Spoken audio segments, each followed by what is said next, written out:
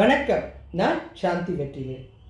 உங்களுக்கு ஒரு விஷயம் சொல்ல போகிறேன். நிறைய பேருக்கு இப்போ இருக்கிற பாதிப்பு என்னன்னா, நான் இத்தனை வருஷம் பணம் சேர்த்தேன், வீடு வாசல் வச்சுட்டு இருந்தேன், என் பிள்ளைங்க என்கிட்டேருந்து பறிச்சுக்கிட்டாங்க, என்னுடைய சொத்தை என் கூட பிறந்த தம்பியை என்கிட்டேருந்து மோசம் பண்ணி எடுத்துக்கிட்டான், நான் பேங்க்கில் பணம் போட்டு வச்சுருந்தேன், அது எனக்கு ஃப்யூச்சருக்கு உதவும்னு நினச்சேன். ஆனால் அந்த பணத்தை திடீர்னு அந்த பேங்க்கில் இருந்த ஒரு அதிகாரி எடுத்துகிட்டு ஓடி போயிட்டார். நான் இவ்வளோ வருஷம் கஷ்டப்பட்டு உழைச்சி சேர்த்த பணம். உண்மைங்க, இது போச்சுன்னா நீங்கள் சந்தோஷப்படுங்க. என்னங்க நான் சொல்கிறது ஆச்சரியமாக இருக்கா? ஆமாங்க. ஏன்னு கேட்டால், இப்போ நம்ம காலில் போட்டிருக்க செருப்பு இருக்குது இல்லையா, அது கோவிலுக்கு போகிறோம்.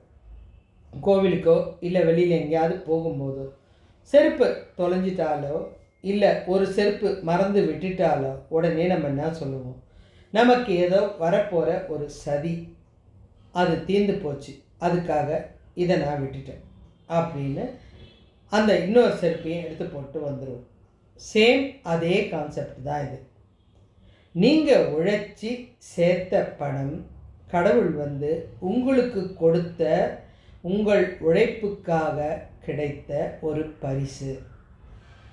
நீங்கள் சேர்த்த பணம் அதாவது இப்போ நீங்கள் ஒரு ஆஃபீஸில் ஒர்க் பண்ணியிருந்தீங்க, இத்தனை வருஷம் சேர்த்த பணம் அது உங்களுடைய உழைப்புக்காக வந்தது. இது இறைவன் உங்களுடைய புண்ணிய கணக்குப்படி உங்களுக்கு வரணும் நினச்ச பணத்தை இன்னொருவன் பறிச்சுக்கிட்டா எப்படி போகணும்னா, நீங்கள் யார்கிட்டையாவது என்கிட்ட பணம் காசுக்கு குறைவில்லைப்பா, ஆனால் கர்மா நிறைய இருக்குது, போன ஜென்மத்தில் என்ன பண்ணேன்னு தெரியல, அதுக்கு முன்னாடி ஜென்மத்தில் என்ன பண்ணேன்னு தெரியாது, என்னுடைய கர்மாவை கொஞ்சம் வாங்கிக்கோ, ஒரு 2 லட்ச ரூபா கொடுக்குறேன் அப்படின்னு எந்த ஒரு கோடீஸ்வரனாலே சொல்ல முடியுமா? யோசிச்சு பாருங்களேன். யாராலையும் சொன்னாலும் அந்த பணத்தை வாங்கிக்கின்னு அவனுடைய கர்மாவை வாங்கவே முடியாது. அப்போ அந்த கர்மாவை எப்படி கழியுதுன்னா, பிஸ்னஸ் மேனுங்களெல்லாம் பாருங்கள், எனக்கு 1 கோடி ரூபாய் நஷ்டம் அப்படின்னா கஷ்டப்படவே மாட்டான். இது எனக்கு போக வேண்டிய கர்மா, ஏதாவது எனக்கு வர வேண்டிய கர்மாவை யாரோ ஒருத்தன் விரும்பி எடுத்துக்கிட்டான். ஆமாங்க, இது உண்மையான விஷயம், நிறைய பேருக்கு தெரியாத ரகசியம். குடும்பத்தில்னு எடுத்துக்கிட்டா சொத்தை பறிக்கிறதும் அதே மாதிரி தான்.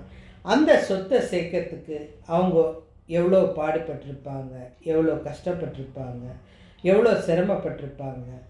அதனால் அதை அவங்களுக்கு தெரியாமல் பறிக்கிறது தவறான விஷயம்.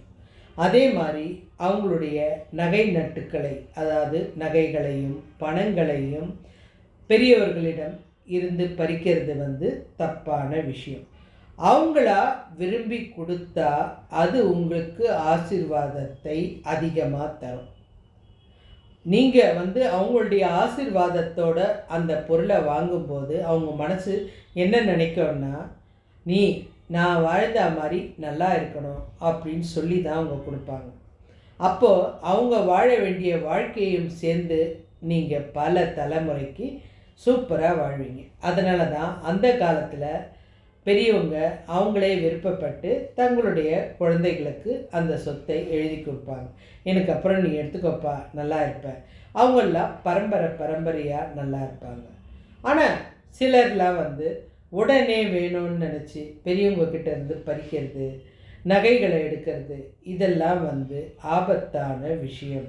அந்த நகை மேலே அவங்களுக்கு ஈர்ப்பு இன்னும் குறையாத போது, அந்த பணத்தின் மீது அவங்களுக்கு ஆசை அதிகமாக இருக்கும்போது, அவங்களுக்கு தெரியாமல் அந்த பணத்தை எடுப்பது அவங்கள் கர்மாவை நீங்கள் பறித்து கொண்டதற்கு சமம்.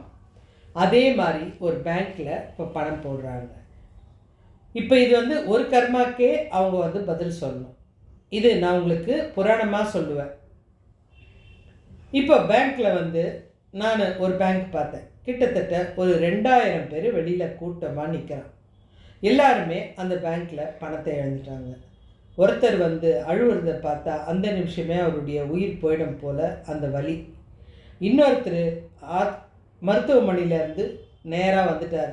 ஏன்னா இந்த பேங்க் வந்து ஏதோ ஏமாற்றிட்டாங்க, எனக்கு என்ன பண்ணுறதுனே தெரில, மருத்துவமனைக்கு கட்டுறதுக்கு கூட பணம் இல்லை, என் பிள்ளை என்னை வீட்டை விட்டு திருத்திடுவான். ஒவ்வொருத்தருக்கும் ஒவ்வொரு பிரச்சனை.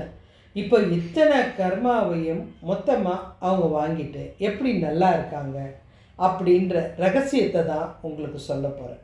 இப்போ கிட்டத்தட்ட ஒரு கர்மாக்கே பதில் சொல்லணும் போது இப்படி ஒரு 2000 3000 நபர்களுடைய கர்மாக்களை ஒருத்தன் எப்படி வாழ முடியும்னா அவன் பல ஜென்மம் எடுக்க வேண்டி இருக்கும். கர்மா எவ்வளோக்கு எவ்வளோ சேருதோ அவ்வளோக்கு அவ்வளோ உங்களுக்கு ஜென்மங்கள், அதாவது பிறவிகள் கூடிக்கொண்டே போகும். இறப்புன்றதே இருக்காது. இந்த உலகத்தில் வாழ்ந்து வாழ்ந்து கஷ்டப்பட்டு சிலர்லாம் யோசிப்பாங்க, இத்தனை கோயிலுக்கு போகிறோம், இத்தனை நல்லது பண்ணுறோம், மனசு ஏதோ ஒரு நெருடலாக இருக்க, நிம்மதியாக விடாது. இது ஆத்மா சம்பந்தப்பட்ட விஷயம். நம்ம இப்போ இந்த விஷயத்தை பற்றி சொல்லிட்டேன். விருப்பமாக ஒருத்தர் நம்ம கிட்ட இருந்து எடுக்கிற பணம், தெரியாமல் எடுக்கிற பணமோ நகையோ உடையோ எதுவாக இருந்தாலும் அது அவர்கள் போடும்போதோ இல்லை மாற்றி வேற நகையாக வாங்கும்போதோ அது அவங்களுக்கு நன்மையை தராது.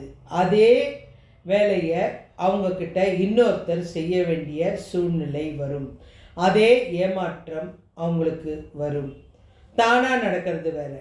அதாவது ஒரு இடத்துல வந்து ஒரு விஷயம் நடக்குது, கடவுள் ஒருத்தரை கஷ்டப்படுத்துகிறாருன்னா அவங்க பண்ண பாவத்துக்கு கொடுக்குற துன்பம்.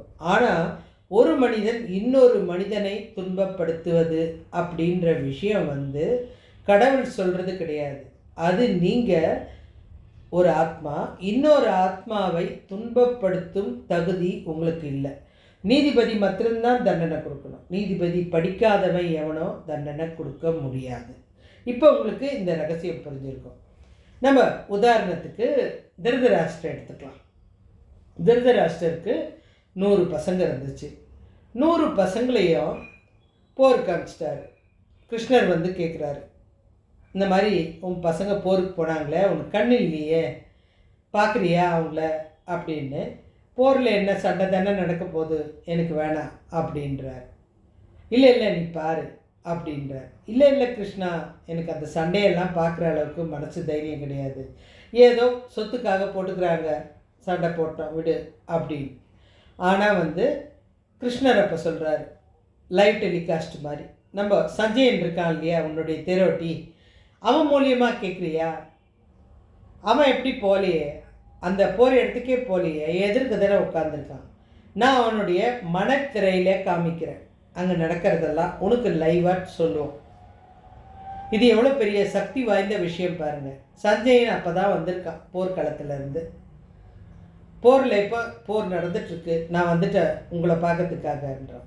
சஞ்சயா இங்கேயே உட்காரு, அங்கே நடக்கிறதெல்லாம் இப்போ உன் கண் முன்னாடி தெரியும், நீ வந்து திருதராஷ்டிரருக்கு சொல்லு, அவர் ரசிக்கிட்டோம் அப்படின்னு கிருஷ்ணர் சொல்கிறார். இந்த கதையெல்லாம் நம்ம கேட்டுட்டு போயிடக்கூடாது, அதில் இருக்கிற ரகசியத்தை புரிஞ்சுக்கணும். அவரும் அமைதியாக உட்காந்துட்டு, இப்போ இவர் வராரு, உங்களுடைய பையன் துச்சாதனன் வராரு, துச்சாதனை கையை வெட்டுறாங்க, காலை வெட்டுறாங்க, அவர் துடிக்கிறாரு அப்படின்னு லைவ் டெலிகாஸ்ட்டு சொல்லிக்கிட்டே இருக்கார். இதெல்லாம் கேட்க கேட்க கதறி அழுகுறாரு திருதராஷ்டிரர். ஒவ்வொரு நிகழ்ச்சிக்கும் அழுகுறாரு. 100 குழந்தைங்க இறப்பையும் அவர் துடிக்கிற துடிப்பு இருக்கு பாருங்கள். நேராக கிருஷ்ணனுக்கிட்ட சண்டைக்கு போகிறார்.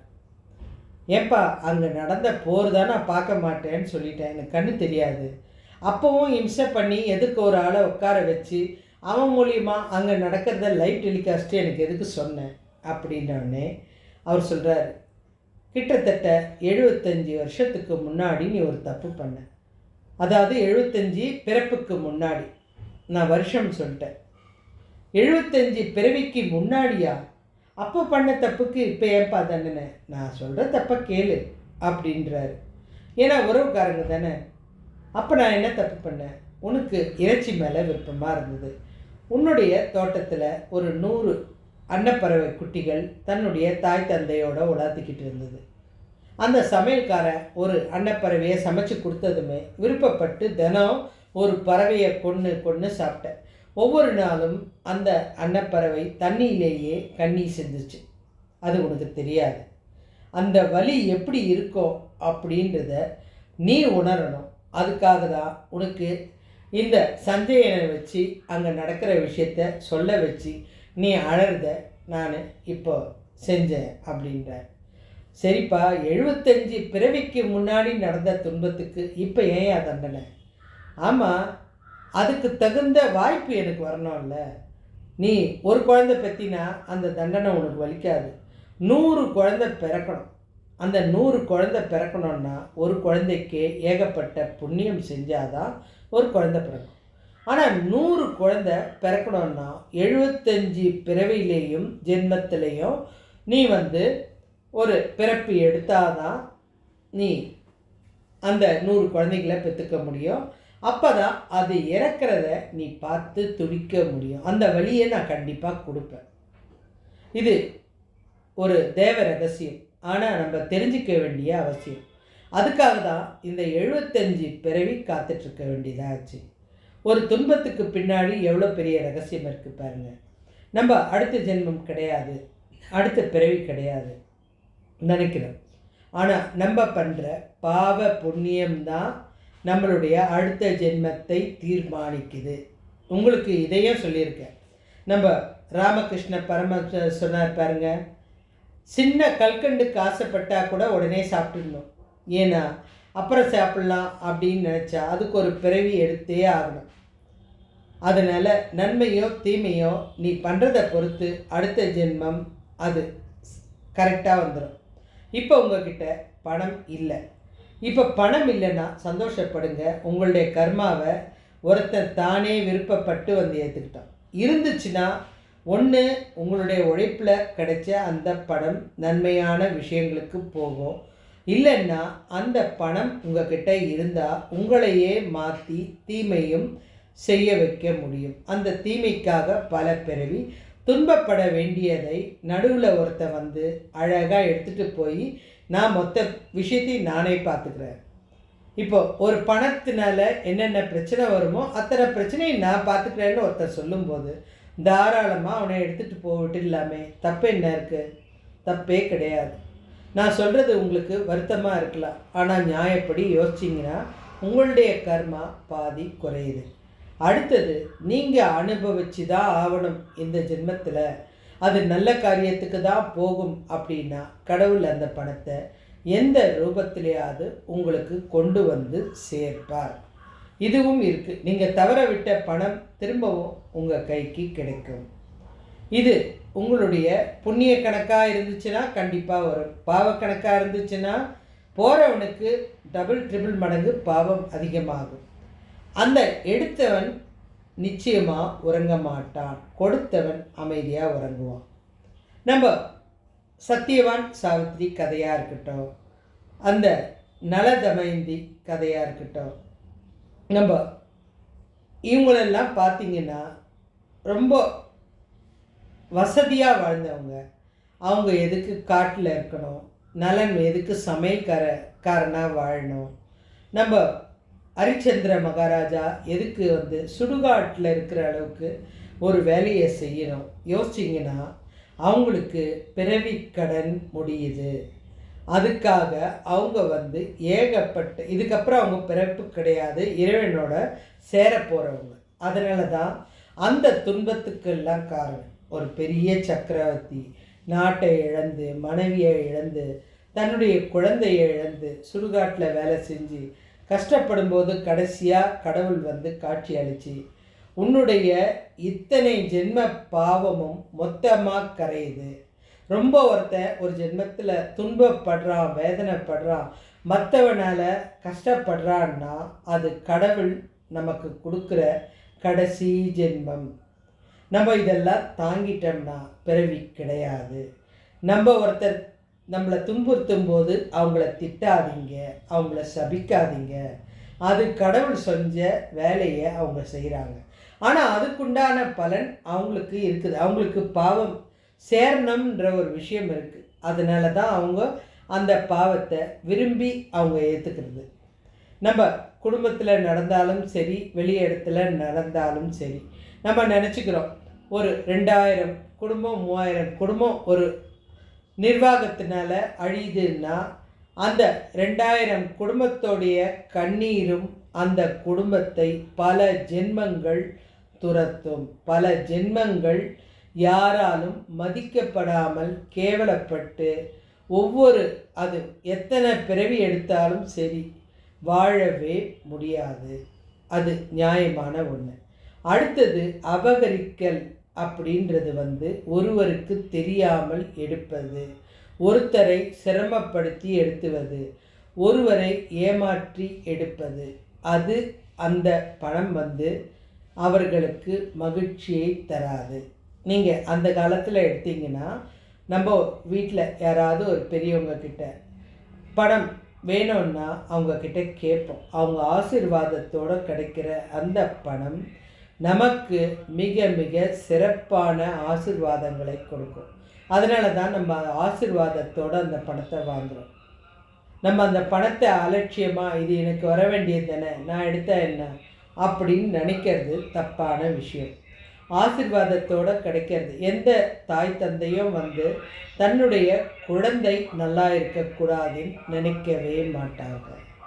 அவங்க எனக்கு அப்புறம் என்னுடைய வாழ்க்கையை என் குழந்தை வாழ வேண்டும், என் குழந்தை மகிழ்ச்சியாக இருக்கணும் அப்படின்னு நினைக்கிறது எல்லா தாய் தந்தையும் செய்கிறது. அவங்க திருப்தியாக வாழ்ந்துட்டாங்க, தன்னுடைய குழந்தை நல்லா இருக்கணும் அப்படின்னு நினைப்பாங்க. ஆனால் அவங்களுக்கு தெரியாமல் சில தவறுகளை நம்ம பண்ணுறது அந்த பணம் நமக்கு மகிழ்ச்சியை தராது. உதாரணத்துக்கு சிலர் தன்னுடைய குடும்பத்தாரிடம் ஏமாற்றி நகைகளை பறிச்சுக்கிறாங்கன்னு வச்சுக்கோங்க. அவங்க நினைக்கலாம், பரவாயில்லப்பா, நம்ம அவங்கள ஏமாற்றிட்டோம், அவங்களுக்கு தெரியாது இந்த பணம் என்னுடைய தம்பிது தான், என்னுடைய சகோதரி தான், என்னுடைய அம்மாது தான், யார்தான் இருந்தால் நான் ஏமாற்றிட்டோம். ஆனால் நிச்சயமாக அவங்களுக்கு தெரியாமல் எடுத்தது அது அவங்களுடைய அதிர்வலைகள் அந்த நகையிலேயோ அந்த பணத்திலேயோ இருக்கும். அந்த பணம் உங்களுக்கு நல்ல செயலை செய்ய விடாது.